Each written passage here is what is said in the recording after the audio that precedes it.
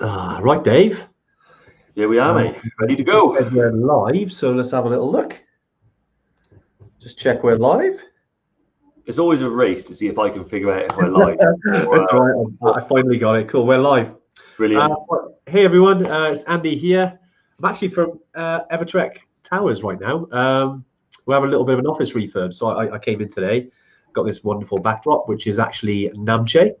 Namche Bazaar, if you're not familiar, is on the Everest Base Camp trek. Yeah, Dave, big one today. Yeah, exactly. Yeah. First of all, I just want to say my backdrop is that's a solid wall with a high matte white paint. Very good, Dave. Very good. Won't be long, mate. You'll be back in here, I'm sure. I know we're in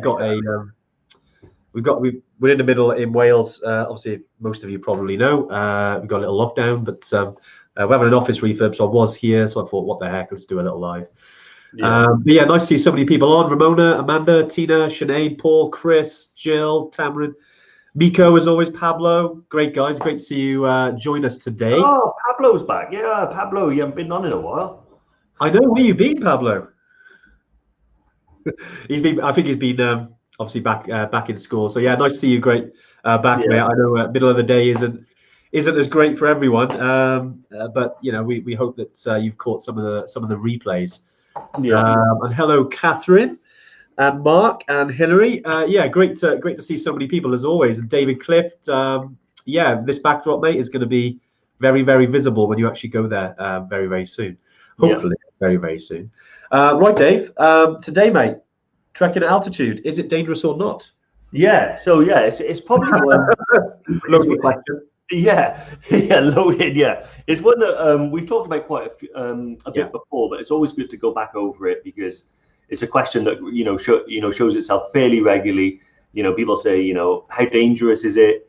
What's likely to go wrong? Those types of worries and things like that people have, but they might not. They either want to ask but don't really want to know. but we're here really just to offer you some insights into what it's actually like to trek in at altitude.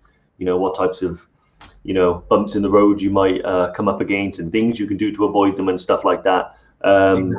Ultimately, we all want to go there and have an awesome time and be as safe as we can.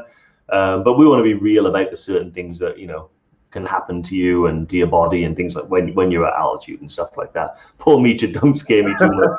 I'm just looking at the high altitude. Those guys are awesome, man. They're brilliant. And we mentioned Sam the other day. He's looking forward to welcoming people because obviously they're in middle of London. They got a place up in Manchester, but it's been a bit challenging for them as a gym. It's challenging for everyone, but there's certain industries obviously that have to close. Yeah. We wish Sam and his team all the best. Hopefully, we've actually been chatting with them that we're actually keen to do a live at the altitude center, and me and Dave will be actually doing the tests just to see how we'll perform at altitude, which will be interesting actually to see how we perform, right, Dave? Yeah, it's interesting because we're technically going to be doing it the other way around, So most people who go there will be, they'd have booked onto a trip, they perhaps wouldn't have been to altitude before, and they're going there to sort of figure out, how they react to it and things they can do to improve their reaction to it. Where we've gone to altitude before, kind of have an idea of how I've reacted, although I've reacted differently on each time to a degree or another. So it's be interesting to put some facts and figures to those sort of thoughts and feelings, and put them together and get a really good idea about how well I acclimatize. I'm super excited about it. Particularly, I would like to know why, I've done Everest multiple times, base camp that is, and not had any trouble whatsoever. And then on Kili, I had to take some Diamox in order just to, keep the engine firing on all cylinders. So yeah, it's little questions like that I'm really, really looking forward to know. But the live will be awesome. I mean, it won't be pretty. No, it's going to be. We've been, as soon as we're allowed to. We're hoping before the end of the year we can do that. Some of the regulars. If you definitely tune in for that one, I think it'd be quite funny. Because as you guys know, we're not athletes by any point, but that's the point. That's what we always say. That we believe anyone can do this kind of thing. But right, yeah, let's go deep into it because I know with people are saying how dangerous is it, and David, you kind of mentioned it a little bit there that. Yeah, if you go into high altitude, it's not a holiday. It is adventure travel. It is inherently dangerous because you go into, the Himalayas. You go into place the Tanzania, South America. even Morocco, there are parts to it that are dangerous, but we always like to call it, acceptable risk and unacceptable risk is kind of a measurement we use. And I think that certainly when it comes to high altitude trekking, it does come under that acceptable because it can be managed. Now, obviously, things do happen. People can get unlucky, but most of it is managed. Yeah. It's Dave. I remember the first time we talked about it, and we did it on the Mountain Malarkey podcast. Yeah. And it mentioned. I think you came up with a really good analogy. Was a copperhead and a corn snake. Do you remember saying that? Yeah, exactly. Sorry, I'm back in like November. I've got to try and remember which one is more. But basically, they're two snakes that look exactly alike. Yeah. One of them's venomous and one of them isn't. And it's about knowing the difference between the two. Now, the analogy that I gave was, by educating yourself, by maybe listening to us or speaking to the altitude center or stuff like that, gives you a base knowledge of what is acceptable and what's unacceptable. And you will visually be able to know the difference, So when you walk in to Everest Base Camp and stuff like that, if you're not aware of the differences between how you should react and how you shouldn't react at those times, you might ignore what would otherwise be something dangerous and assume it's not. Exactly like the two snakes, if you know the difference and you can spot the subtle differences between the two, then you'll be able to know that's safe, that isn't. Stay clear. Exactly, yeah. And that's what it's like when you're trekking at altitude. Sorry if that's a bit muddled, but most people would have, there was a first time, you don't know how your body's going to react. And when it does start reacting, you need to be able to tell the difference between what's normal and expected and what's perhaps a little bit more serious and needs to be managed. And by knowing the difference and educating yourself beforehand means you don't have any anxiety over it, because when it happens, you're like, okay, that's normal. Like headache, for instance, when you go to altitude, a headache is a symptom of altitude sickness. It's also a symptom of just being in altitude. So it's about knowing the difference, and being able to understand that when you do have a headache, I always say, when you go in the pool, you get wet. When you go to altitude, you're very likely to get a headache. It's completely normal and acceptable. But when those things start to sort of impede what you've gone there to do, so if you can't get up in the morning, if you're not sleeping well, if you're not able to walk very far without having to stop, even though you're not exerting yourself, you just feel that depletion of energy, then we know the difference. The one's a normal headache and to be expected, and one isn't. Yeah, exactly. You touched on a good point there as well about headaches. Yeah, because it can be like, holy crap, my head feels awful when you're kind of getting up in the mornings. But it is a natural part of progression at altitude. A lot of you here, I know there's a lot of you have trekked the high altitude already. I can see a lot of people on here have already been to base camp. Some of you to camp, and you already know this feeling. But for anyone who's on here and hasn't been to high altitude, it is just about almost letting your body acclimatize slowly. And these are parts of the things that happen to everyone. But again, we go back to the dangers side. We feel that the amount of acceptable risk, or the amount of acceptable danger is no different to the things we do on a daily basis. Like I think something we talked about before, Dave, is that you drive on a road sometimes in wet conditions. We all do it. I think we all do more than 70 miles an hour, some of us on the motorway. That's probably more dangerous than this in a way, especially right now where there's a lot of dangers around, with good old COVID. And it does kind of bring us on to another thing, which is we've obviously looked at ways to make our trips really safe from a COVID point of view as well, like especially next year where, going to be running trips. I can't wait to start running trips because this has been just a crazy year. So it's been nuts, isn't it, Dave? But this is why, we hope that this we do a live. I think this is our 32nd one we've done now. Provides a little bit of sort of gap in between going on these trips, because although we'd love to sit here every Tuesday and chat with you guys, we'd also know that you prefer to be out there on trips. And that's our goal. That's what we want to do. But in the interim, we're going to keep doing these because we hope you still find them useful. And I've always seen that the numbers are still growing. It's been great that we're attracting loads of you back every Tuesday. Some of you, I know you put it in the diary, but it's fantastic, guys, and we appreciate that. Yeah, exactly. That's the one thing we like to do, and why we talk about things like we talk about the dangers of going to high altitude is because we're not just in the business of sort of showing you the big shiny front, selling it to you and sending you off. We love the idea that you guys are a community. I mean, Exactly. I know how I speak to half of you here every Tuesday more than I do like anyone else in my life. So being able to talk about things, and being open and upfront about what you guys are going to be going into, and being, going to say Everest Base Camp is adventure travel. It's not a holiday, so you're not going to go there and feel great all the time. Sometimes you might feel crap, but you go in there to achieve something that is going to stay with you forever. And it's a strange thing that almost everyone that I speak to, and I'm sure many of you guys on here now will confirm it, that when you go there to Nepal and you go to Everest Base Camp, the whole trip becomes so much more than Everest Base Camp. Day by day, you go into base camp and that's your goal. You want to reach Everest Base Camp. But actually, when you're on the plane on the way home and you're kind of reflecting on it, especially once you've got home, you look back on like all the guides you've met, the porters, the people in the mountains, even the hard bits and the struggle and stuff like that. And that feeling you got that a little bit more about yourself, because you know that you can go up against adversity and come through and be better for it. But also the people, the suffering, the land, all that stuff, it just makes a huge difference, I think. It's changed my life, certainly. Yeah, Dave, I know that when you were saying that then, mate, I mean, sort of hairs on the back of my neck there, mate. I'm thinking, crap, we're missing the mountains, aren't we? I know a lot of you are. But we can't wait to do it and get back. But, honestly, one of the things that we said about, talking about the dangers of high altitude, and we'll bring it relevant, was one of the reasons why, we encouraged everybody to change from this season and go in the next coming, 2021, was because there is an unacceptable risk about going to Everest Base Camp or any trip at the moment, and that's COVID. Now, there is acceptable risk with COVID, like we all have to kind of learn to live with it in a way and go about our lives. Very funny, bro. Yeah. Oh yeah, I was going to say, and you're sticking around today, right? You?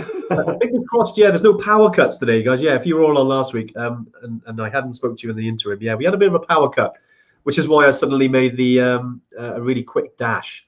But Dave, I thought you did well on your own, mate. You did well. Yeah. Well, normally when I'm on my own, I like to do a little bit more preparation, than just like that. But I say preparation, it's not like we spend writing hours. But yeah, so at the moment, we Kathmandu, maybe 1,400 confirmed cases a day in Kathmandu is the information that we're getting from Anuj over there. And also one thing we didn't want to do was contribute to the spread of that further into Nepal and the Khumbu and stuff like that. Sadly, that's happened. So some people have gone ahead with their trips with the best of intentions, I'm sure.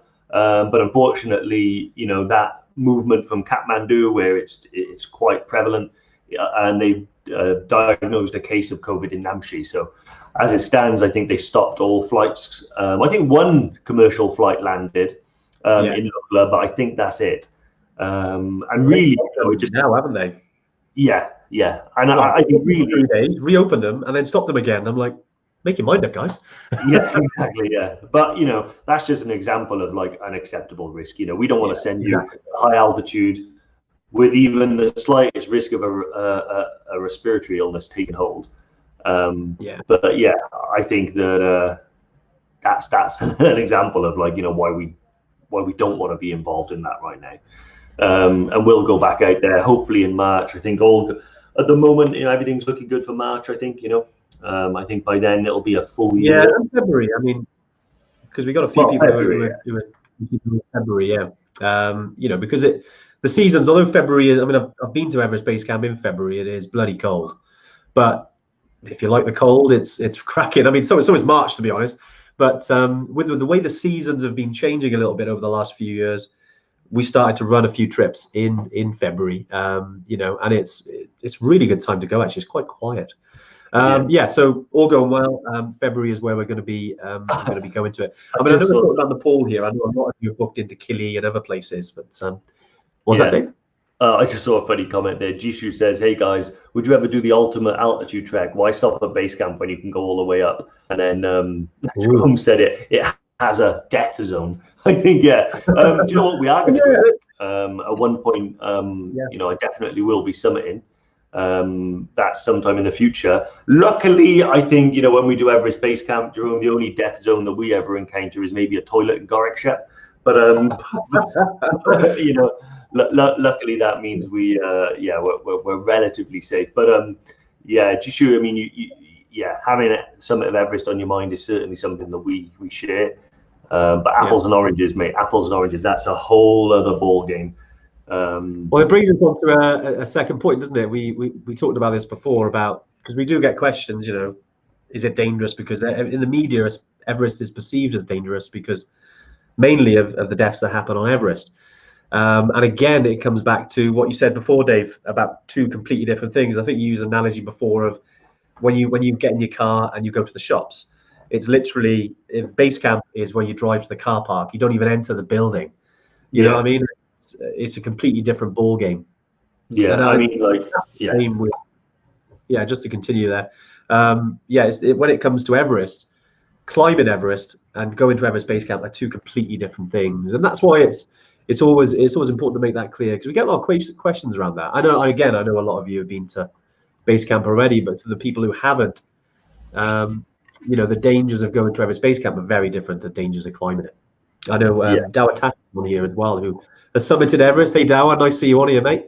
And you know, he knows too well that obviously climbing Everest and the dangers that come with that. Yeah.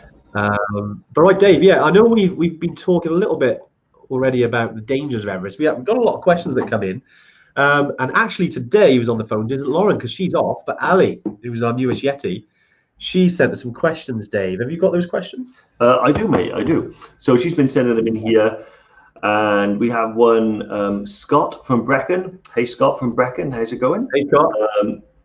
Normally it's John from Brecon, isn't it? We've got news. So we've got at least 2 listeners in Brecon, or viewers rather. Hey guys, hope all well. Certainly is, my friend. March for EBC. Just wondering what jabs are needed, if any. So yeah, vaccinations for EBC. The first thing I'll recommend you do is head over to the Nomad Clinic the Nomad Travel Clinic website. You can put Nepal in the search bar and it will bring you up everything, just so you've got a reference to visit back to.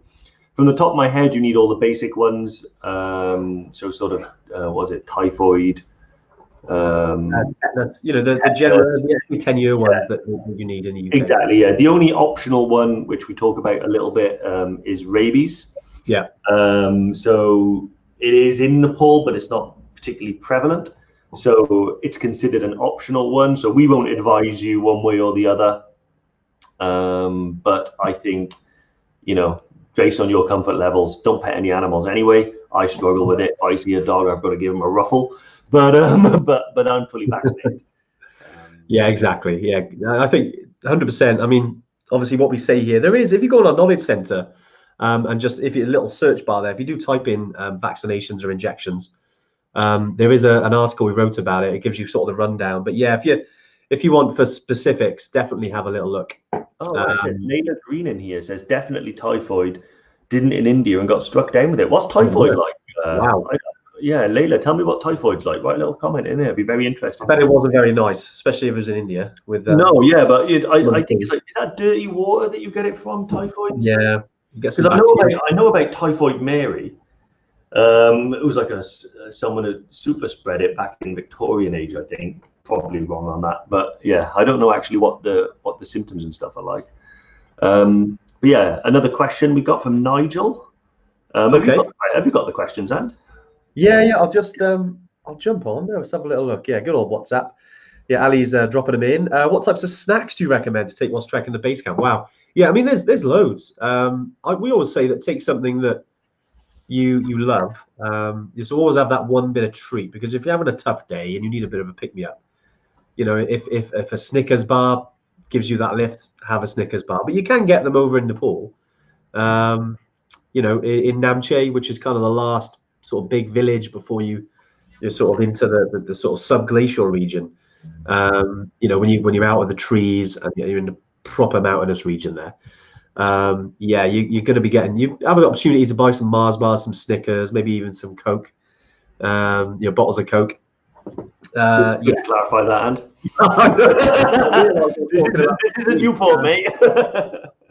But yeah, well, it's not South America, because I know they do actually do that in South America, believe it or not. But yeah, so if there's things that sort of can give you a bit of a pick me up, not Coke, but if there's other things that you can that you want, then do take them. But yeah, nuts, sweets, you got Haribos, you got Tangtastics, Beef jerky. beef jerky, Dave. I know you love that, don't you? Well, yeah. Weirdly, I'm trying to adopt a more vegetarian diet, Yeah. but I struggle to get all like the protein and stuff that I need. So it's just a high protein snack. So yeah, I will eat meat when I need to. When it fuels performance, I'll definitely do that. I did try there was like a vegan jerky, and I had one bite, and that got consigned to the bin, unfortunately. So yeah, Jerome has said, in an emergency, does the team leader carry supply of Diamox, and would I need to pay for this? Yes and no. So yes, they do carry Diamox. Our guides, some of the best in the world, and they're completely trained. They're constantly going through training and refreshing their skills and stuff. Part of that is all about high altitude first aid and medicine. So they will have a first aid kit with lots of different medications in there, some for your stomach, some for altitude, some for other types of aches, pains, and injuries. And no, you do not have to pay for it at all. A lot of people bring their own supply because they'll get it prescribed here. If you do that and you decide to take it, you need to let your guide know, and then let them kind of control the dose for you, because their experience is greater than, perhaps any doctor that prescribes it here, and they'll know exactly the minimum dose you need to take in order to, carry on and be normal. You don't want to take too much or too little, so use their experience. And no, yeah, it's free. Yeah, exactly. And yeah, because I just going on to what someone else, I think it was Matthew Butcher said, I want to check you've entered competition. Awesome. Well done, Matt. But you have epilepsy. Would that be a risk? Any sort of medical condition? We did, I can't believe it was last week or week before, we did one around how to manage medical conditions at high altitude. So definitely check that out, because it's got quite a few on there. But yeah, with regards to epilepsy, as long as it's managed, as long as you've got that managed, I wouldn't suggest that an increase in risk here. And again, we go back to what we said earlier about acceptable risk and unacceptable risk. When you're altitude, you are just walking. It's not, you don't need any sort of technical skills at all. But in terms of just walking, that's all you do. It's not like, if there's any triggers for your epilepsy, let us know, and we can certainly have a chat about it. As long as any medical condition, we can let our guides know, and then they can obviously manage you on the trek itself. One thing I would say, actually, because I know Diamox, which we do use to treat altitude sickness, a lot of people do, suppress the symptoms, at least. Anyway, I believe that actually came from epilepsy. Is that right, Dave? I heard that, yeah. Do you know what? It's one of those things now where it's so prevalent for altitude. Its original use, I think, is a bit blurry, but I believe it was used for glaucoma and epilepsy. Yeah. So those two things. So I would say that perhaps if you have epilepsy and you're going to be taking Diamox, or if you have any health condition, always check with a GP that there's no sort of contradiction there with the medicine that you're going to be taking and Diamox, because you don't want to take too much of something perhaps that you're already taking. But Diamox, in my personal experience and in a lot of the expert information that I've received, is perfectly safe to use for the majority of people. There is something to do with people that are sensitive to like sulfur medication. Do you know what? I'm going to do some digging about this and maybe write about it, because I need to.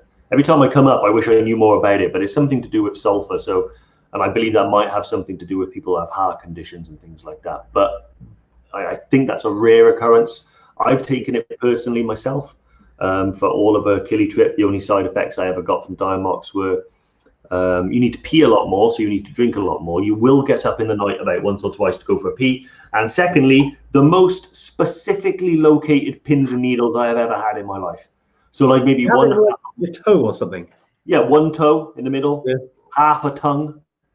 It's really weird. But yeah, awesome. Yeah, definitely. Well answered, Dave.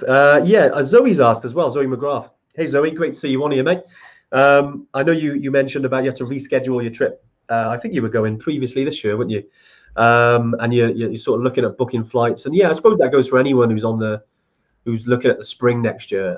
We always suggest that if you are booking, you know, I would certainly book them sooner if you're looking to go. I mean, at the moment, all trips are going ahead next year. As with anything during COVID chaos, because it has been a bit chaotic, isn't it? Is that we have to be a little bit flexible. So what I would suggest, if you are booking your flights, is book directly with the airlines. The reason I say this is that I've heard a few difficult stories where people have booked through third parties and have got a cheaper flight and have found it really difficult to reschedule. Almost some of them have maybe lost out on those flight prices. Whereas if you book direct with the airline, I know some of the major ones, just to throw off the bat, is Qatar Airlines, Turkish Airlines. They've been really fair during COVID, which is great. You know, I use Qatar a lot. Yeah. On, you know, going to Killy, because they go from Cardiff, luckily, which is close to us, but they do all around in the UK, and they're offering like freebie schedule at the moment, which is fantastic. So yeah, it's just something to think about. And like I said, at the moment, all 2021 trips due to go ahead, and you know, we will communicate anything that will affect that. It's the same as it's been for the last sort of several months. Kind of wait and see. Unfortunately, Zoe, I mean, I'd love to have a definitive answer for you, but I think it's very difficult to provide that during this lovely COVID chaos. Yes, exactly. provides a little bit of answer to your question there, mate. One thing that was pretty interesting that Wayne's just said a really good point. Wayne Mabry here. He said the risk. There's risk to everything. We agree, and that's why we use manage the risk by using guides, trust their decisions. But with the point that I really like that he made in that comment there, which everyone can read, is that it's about being sort of honest with yourself and about how you're feeling. It's no reflection on your capabilities. Everyone reacts differently at altitude. But if you are starting to struggle, and if you are perhaps feeling like the symptoms that you're experiencing are impeding you in any way, then it's time just to be open and honest with yourself and your guides and have a chat. And like I said, it's no reflection on like your performance or your fitness or anything like that. It's about making sure that you can get a positive outcome, and not waiting until you're at the extreme end of need by like ignoring the problems and things like that. Which we have seen people do before because they don't want to turn around, they don't want to slow down the group, they have all of these worries, so they hide things. And then when they do become apparent, and they will, it's too late. You know, where perhaps if they'd said something at the beginning, we could have given them medication, treatment, managed them, helped them, and they could have continued on and done the trip. I actually had the very same conversation with myself, and I spoke to Andy about it when I was on Killy. Because I'd never taken Diamox before, and it almost started to creep in that it was a little point of pride, you know, that every time I went to altitude I never had it, and then yet when I was on Kilimanjaro I definitely started to slow down to a point where you noticed, didn't you? Like normally, like I'm not the fastest and I don't aim to be, but I have a nice pace that I keep myself going at, and I found that even maintaining that was hard. My headache was making me a bit nauseous, and then so I was like, do you know what?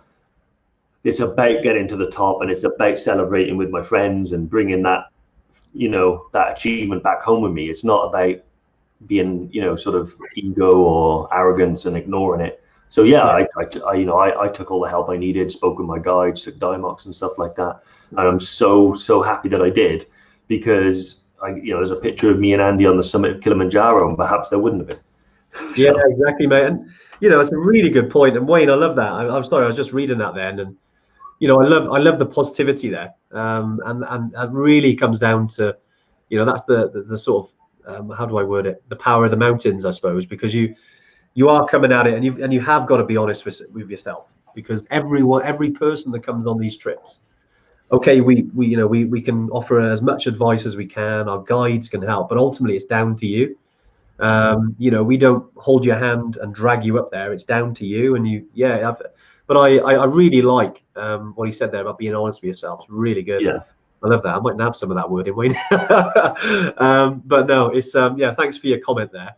Great stuff. And right, let's crack on with the questions. But I love comments like that. Always make you think a little bit, don't they? Actually, it's quite a few questions now. I'm scrolling through them. Right, let's have a look. Danny. Danny Mitchell's asked about over the last couple of weeks, it's been in the news about footage reports of fires on Killy. Do you know if this will affect the Killy itinerary for future trips? I mean, chatting to the team in Tanzania, it's not a part of the mountain that we actually use because we only use the Lamosho route. so it won't impact our trips whatsoever. It's quite a, I mean, Kitty's a big mountain. You know, it's a volcano. It's actually made up of three sort of domes, if you like. So it's a big mountain, and yeah, this was, I believe, I'm just thinking it was on the east side. Well, we actually come from the west, and basically come from what we call the Western Breach, which is the Lemosho route. And yeah, so fortunately, it's not you know, part of the route that we use. I think it was on a rarely used route and part of the Marangi route, I believe. But again, you know, there's, I know it was really bad, but these things do happen, and no doubt that even that bit will recover really quickly. Nature does that. Yeah. You know, and these sort of things have been happening for years. It's not ideal because I think it did come from a camp. I think it did, yeah. According to the news. But yeah, I mean, luckily, you know, there was no injuries or anything like that at all, which is great.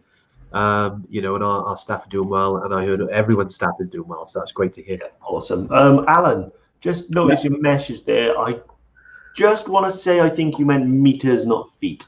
If your policy only covers you up to 6,000 feet, you're gonna have to run back down to meet the chopper. But awesome. But no, good point though about the insurance. It has to cover you up to 6,000 meters. Yeah, that's good. Jerome asked that. Jerome asked, does the flight to Lukla need special insurance? Should I mention this when applying for altitude insurance? No, mate. Yeah, as long as it covers up to a certain amount, that's fine. Yeah, exactly. Yeah. All you need is balls of steel. and then, but no, we have written an article about that.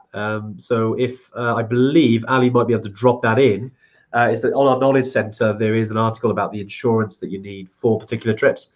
But again, if you use, I mean, we use True Traveller, Big Cat, Campbell Irvine, just to name three. They can all look after your high altitude insurance. Alan's jumped back in. Here he is. He's back. Yeah. 6 hours. Well done, Al. Of course. Yeah. Good question here from Hayley Lou Brimble. She's had to nip off, but she's going to watch it later. So I want to make sure I answer the question for her, so she doesn't waste her time. So basically, are the bridges across the rivers in Nepal still quite rough? They were in 1997. Man, I wish I was in Nepal in 97. I want to know more about that. Send me an email if you can. Also, are the glaciers to cross on the route to EBC, and are there any dangers with these to be aware of? So the bridges, no, they're actually, you know, remarkably well maintained now. So I don't know what they were like in 97, but these ones are metal suspension bridges. Yeah. Some people might find them a little bit unnerving because they are suspension bridges. They do move, but they're supposed to, and they're perfectly safe. If you are a little bit afraid of heights, some of them are quite high. We recommend just cross with a guide. Let the guide know. Give me a hand across here, mate. I don't like it, and you'll be fine. But it's literally, you know, out of the 11 days you spend trekking, you probably spend less than 20 minutes on bridges. You know, so yeah, it's a small part of the trip overall, but they are in good condition. And the other question, you said the glaciers. So yeah, you start to walk on the glacier pretty much from, it starts from Le Boucher to base camp. So there are certain parts, once you walk along Le Boucher, you leave Le Boucher and it's a long flat plain, then you go up a steep hill. From that point on, really, you're kind of flirting with the edge of the glacier. And then when you walk to base camp, you are on the glacier. So the main dangers really of walking on that glacier is slips, trips, and falls, to be honest with you. There's nothing really that, you know, should happen that will cause like a big problem. It's very rare.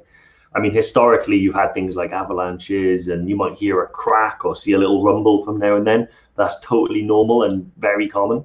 But yeah, slips, trips, and falls are far more likely to upend you than any other natural disaster. So yeah, at that point, it's, you know, maybe have a pole. Quite often on the glacier, I'll trek with just one pole, because I like to have my hand free. So if I'm using a rock, I can hold on and put the pole down and get across like that. But yeah, totally safe. And like the one thing we always say is, remember, your guides are there. They know this stuff like the back of their hand, and they will not send you into anywhere that they don't know it's safe to go. Yeah, nice, mate. Well answered. Yeah, I'm missing those glaciers right now. As you're talking. Yeah, so am I, mate. I can hardly see you. Oh, very good, very good. Yeah, Usually it's me with those sort of dodgy dad jokes, mate. You're the yeah, mate. Well, I've been locked up too long. I know. Right, got a couple of ones here. More about Diamox, actually. I think Jackie mentioned Jackie Bradley. Diamox is good for altitude sickness. Do you recommend anything in particular? And I think a couple of people have asked about this as well, because I think Jonathan, let's have a look. He's got two questions, but he's mentioned about oxygen therapy as well. So I think it's all around, how to treat altitude. So yeah, we're going back to Diamox. Certainly helps suppress altitude symptoms, which personally, my mind has changed over the years. Back in the beginning, when I first went to Everest Base Camp, I was really dead against Diamox, really. But I think that was more about I just wasn't educated around it. I know now that it's changed people's trips massively. I've had family, close friends, we've used it. That's why all our guides carry it now. It's a real tool. Dave, as you once said, if you've got a headache, you'll take a painkiller for it. Obviously, just to quickly, and it really is like that. It's another thing you can use. I suppose the only issue with it is that, yeah, it does mean that you have to pee more, so you got to drink more, which is quite difficult at altitude because you're already drinking loads. And it does mean that some people, which is why we always sometimes suggest, if speak to your GP, can have side effects of it, can make you a little bit sick sometimes. So yeah, very rare occasion, but we have seen that. So yeah, it's certainly something that you can use. You don't want to use it to mask symptoms. So for instance, if say 3 days in and then you take Diamox and then you continue to have the issues, then that's probably not too good. Maybe we might increase the dosage because you start off with quite a small dose and then we increase it. That second question, which is around oxygen. Yeah, not on the trips that we do. I mean, in Kili, for instance, we do carry some oxygen. But when it comes to Everest Base Camp, if you've got to go on oxygen, that's probably your end of your trip. As in, if you've got to that stage, we haven't done our job properly. We need to get you down. So that's when it comes to things like that. Because there are, say if you're climbing Everest and you go on oxygen, that's different. But if you go to Everest Base Camp and it comes to a stage where you need to go on oxygen, then we have a chat because that's it's not good and we need to get you down. Yeah, we've never had an EverTrekker need to go on oxygen. I have seen one person in 2016 or 17 in Gorekshep, but they used the emergency oxygen whilst they were waiting for a helicopter. So it's at that stage where if you need to go on the oxygen, that's because we've said, okay, jig's up. We can't get you to base camp, unfortunately. It's not your time. We're going to get you down safely, and then if there's a wait for the helicopter, then we just need to keep you comfortable, oxygen. But yeah, like Andy said, we're not summiting, we're not going up any peaks or anything like that. There should be no need for additional oxygen if we've acclimatized well. And the reason why we've never experienced it, but perhaps others have, is because of the emphasis we put on correct acclimatization. We really do strictly adhere to the advice of the guide and the tried and tested methods for acclimatizing. So walk slowly, gain your altitude gradually, drink plenty of water, and look after yourself and be honest with yourself about how you're feeling. And if you do those things, you're going to be fine. Like even people, because having even altitude sickness doesn't mean the end. It means, okay, I have to manage this. Yes. And having a conversation with your guide, he'll know at what level of the scale you're at. And if he says you can go on, then you can go on. So that's it. Yeah, exactly, mate. There's a lot of, there's some really good questions around that. And definitely, if you're asking anything around the medical side, definitely check out that when we did the Tuesday tune-in on specifically on medical conditions at high altitude, and ones around managing your body as well. There's a whole host of it there, but all of this, and I think it was Miko actually made a good point, is that when you're altitude, maybe you're having some altitude issues, one of the things that can happen is it can affect your decision making. Maybe how you place your feet. It can affect a lot of those things. So it's just something to be conscious of. And again, this is why we go into these places. If it was easy, it wouldn't be the same. This is exactly a challenge.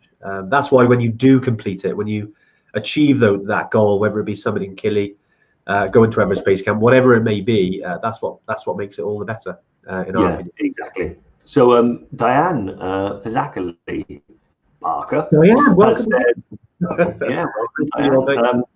Do we know of any medical conditions that would predispose you to suffering high altitude sickness? It's one of those where I suppose there are many different things that can sort of give you a predisposition to suffering it more, but it's more around how those conditions affect you acclimatizing, and how we acclimatize is by, you know, being sort of physically fit and healthy. That makes a big difference. If you have a health condition that perhaps prevents you from reaching a level of sort of physical fitness and ability that would help you, that can, because overexertion can certainly bring it on. Yes. And I suppose if you were suffering already with a condition that lowered your oxygen levels, so maybe if you had like COPD or something like that, and you had like a lung disorder that meant you weren't absorbing as much oxygen at sea level as you should be, then when you go into a low oxygen environment, that's probably going to get exacerbated. So that may affect it. It's one of those things though where it really comes down to the individual. Altitude really does affect people on an individual basis. It's not a blanket condition that's the same for everybody. And not everyone will experience altitude the same way every time. So yeah, I personally think if you do have something that lowers your blood oxygen, that is a breathing or heart disorder, then perhaps that's something that will be high on my list of things to check before you went. Other things that they're more likely to affect you, like I said, if they affect your fitness and physical strength and stuff like that, that means you might overexert yourself and then perhaps you know, become exhausted, and then altitude then just makes that worse. So yeah, altitude is not so, it's a strange thing. It can be the sole cause, or altitude can just be one or two ingredients in a mix that causes problems, you know. So it's strange to sort of deal with, but it's certainly manageable. Guaranteed it's manageable. Yeah, nice. Mick's a good point there. Hey, Mick, great to see you on here, mate. You mentioned a mate of yours had a stroke quite a while ago, wants to go in 23 to EBC. I wouldn't, I know people who've had strokes and have been to high altitude. And I know that people who do spend a lot of time, like especially climbing Everest, you know, doing the 8,000ers, because you are in serious, you know, the death zone.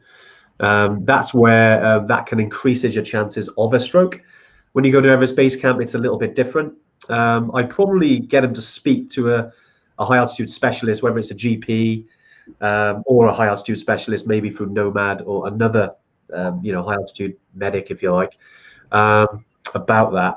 Because I mean, again, like I said, I mean, anyone really can do it. It's just how you acclimatize. If it can affect them or bring on another stroke, that might be an issue. But you know, it's worth. I think Ramona's just dropped in there because she's had heart condition previously, and operation. I know other people who have as well, because that does affect, you know, in terms of getting oxygen around your body. But then again, she's made Everest Base Camp, and it's one of those things. It's risk, acceptable risk, and unacceptable risk. I suppose it's way what's acceptable for them.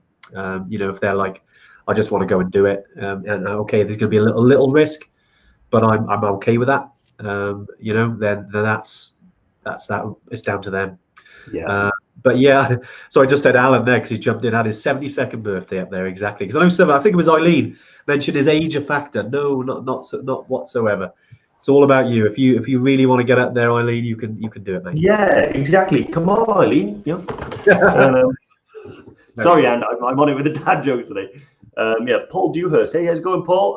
Hope yourself and Nikki are all well. We met on the training weekend.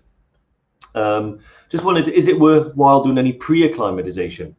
Pre-acclimatization is one of those things where it will provide you with some benefit, but it's not a necessity for the trips that we do, because we believe and we have tested and now are reassured that our trips are designed and do acclimatize you as you're going along. So the reason why it takes 8 days to get to Everest Base Camp and only 3 days to come back down is because of that. We go up slowly. We have acclimatization days at key points where we go up, come back down, spend the night. So yeah, it's not a requirement. It's one of those things that I'm kind of open to. I think, I mean, whatever you want to do to make yourself feel more comfortable, it's all about up here at the end of the day. If you're going there with peace of mind and reassurance that you've got some acclimatization, then yeah, whatever that does. The only thing I do say is that if you do pre-acclimatize, you still have to walk slowly. You still have to go with the rest of the pace and do the mountain rules. It doesn't mean that you know, you've got like an invisibility cloak and altitude won't spot you. You know, it's like you definitely still have to go through everything the same as everyone else. It just might give you a little boost and a little leg up. That's all. Yeah, exactly. No, it's really good point, Dave. Really good point. I think, yeah, it's one of those things that, again, where we are open to this, and you made a, you know, you good point there. We're always open to new stuff, but you know, it's proven time and time again that it's all about the acclimatization you do on the trip, not necessarily the stuff you do before. Although, you know, because we've been chatting to our friends at the altitude center, and you know, there are certain trips that potentially there's going to be a big factor, a big difference. Yeah. Like for instance, like we've sort of talked about Aconcagua, which we got some dates. We're probably moving over to 2022 now, just because of, you know, the issues. But the you know, because that's almost 7,000 meters, then it has some benefit to doing some pre-acclimatization work. Excuse me. But yeah, Mark made a good point. Mark von Rossum there. Again, just going back to the medical stuff, and you know, I know. Obviously, Mark works in the industry, and yeah, we always suggest. I mean, it goes without saying, you know, with regards to the insurance, that to come on a trip, you do have to add adequate insurance. So any pre-existing stuff is yeah, make sure you do get the insurance. So thanks for bringing that, Mark. What else we got, Dave? We got a few that's dropped in. I think whilst you're looking for a question there, just want to remind everyone, if because I disappeared last week, I know Dave mentioned it as well, is that we are trying to raise some funds for our guides over in Nepal. So we've created, basically worked with Anuj, who's our sort of head of operations in Nepal, to basically make these jackets, EverTrek jackets. They're very similar to the ones we actually use out there in terms of the ones we hire, but there's a little bit better quality of down. And we thought, well, we know that the guides are going through some really tough times at the moment, especially because there's pretty much two trekking seasons where there's no work. So we thought, what can we do? We've made 200 jackets, although a few have actually gone now, available to the community. I think the guys can put the link in here. Ali, if you can put the link in here, I bet she's like, where's the link? Just basically to the page. And if you grab yourself a jacket, they're a really nice down jacket. We do them in black, only in black, but obviously there's heaps of sizes available. On the link there, it will sort of say a little bit of information around delivery times. We're obviously looking to get these as soon as we can, but because they're coming from Nepal, especially with the situation out there, we'll get them to you as soon as we can. Hopefully, you know, before Christmas, but we're going to get a big batch over with regards to those. So yeah, with the jackets, you know, definitely if you could do that, all proceeds, all profits, then will go to the team over in Nepal, just to support them really from now until next season, which is sort of February, March.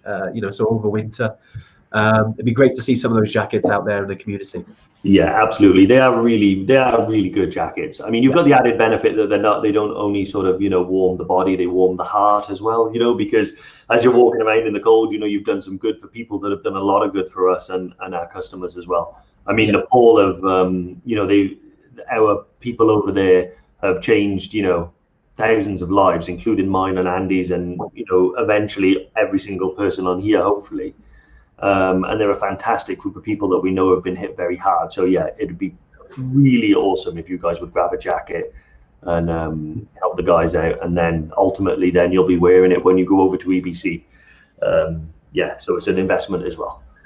Yeah, exactly. No, it is really cool.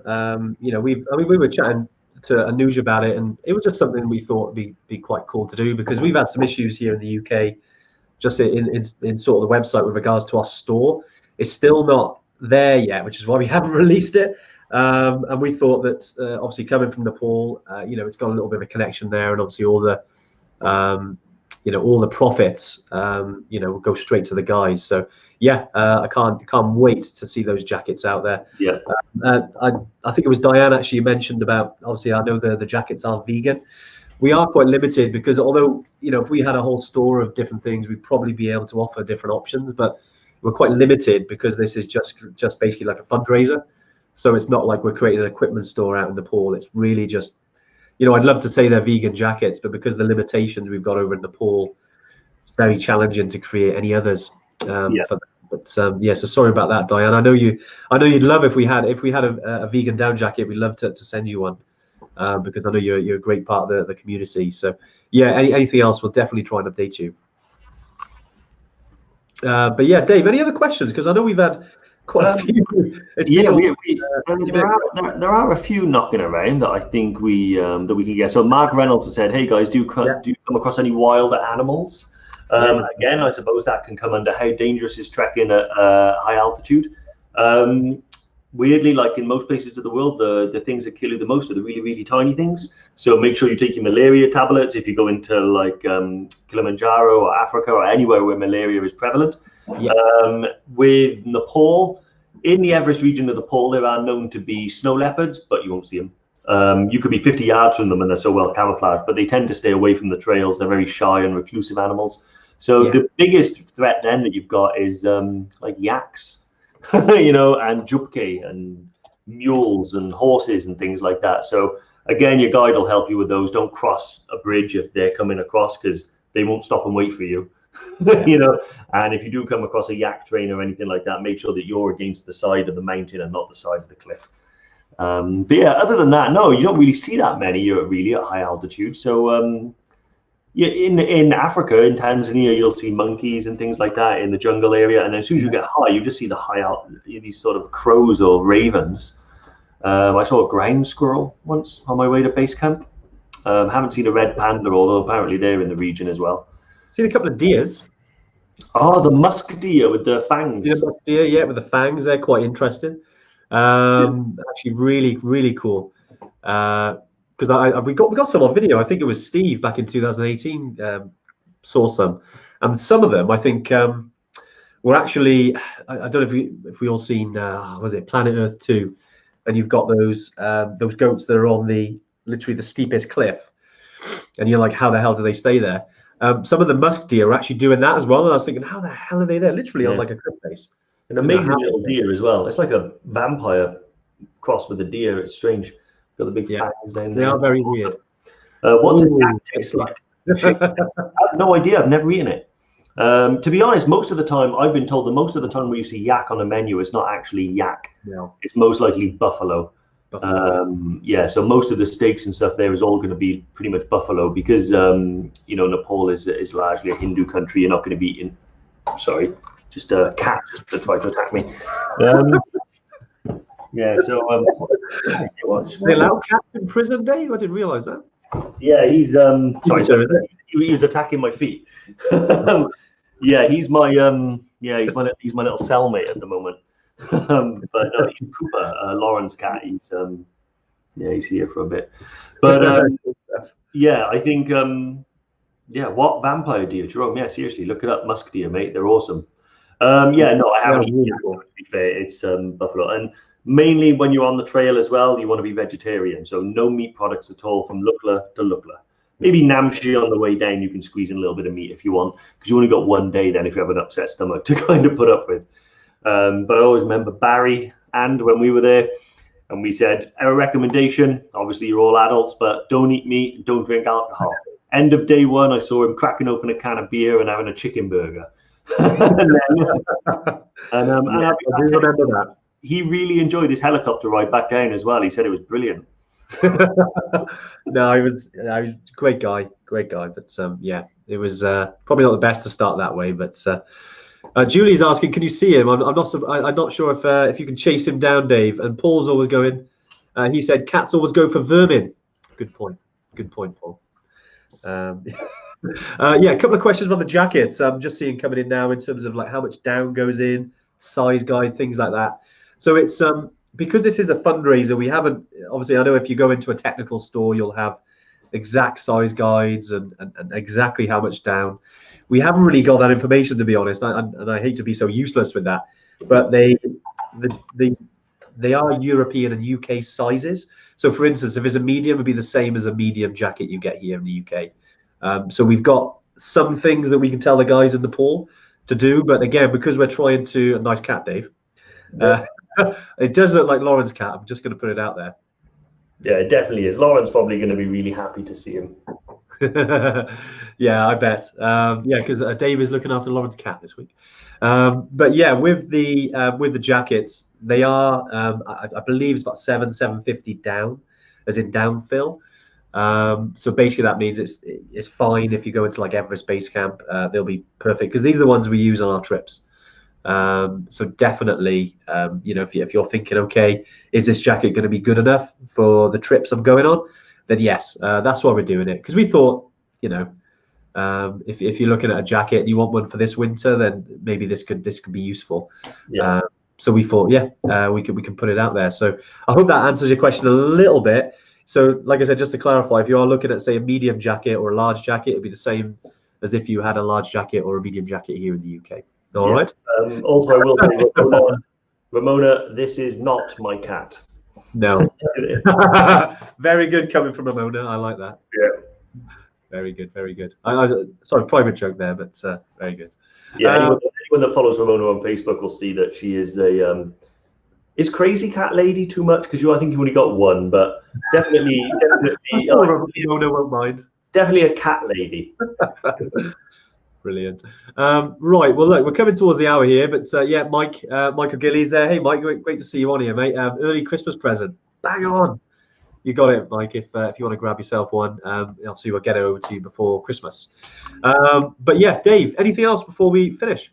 I think that's it, mate. I think I think I'm pretty good. I think most of the talk now is about the cat. Sorry, Crazy Cat Lassie. Yeah, I forgot. You're Irish, so yeah. Is that an Irish accent, Dave? I do you know what? It was one of those escaped. I was like, no, but I can't do it justice. That's all right. Yeah. So that kind of makes me Here we go. Diane's a crazy cat lady. There we go. At least we got one. Yeah.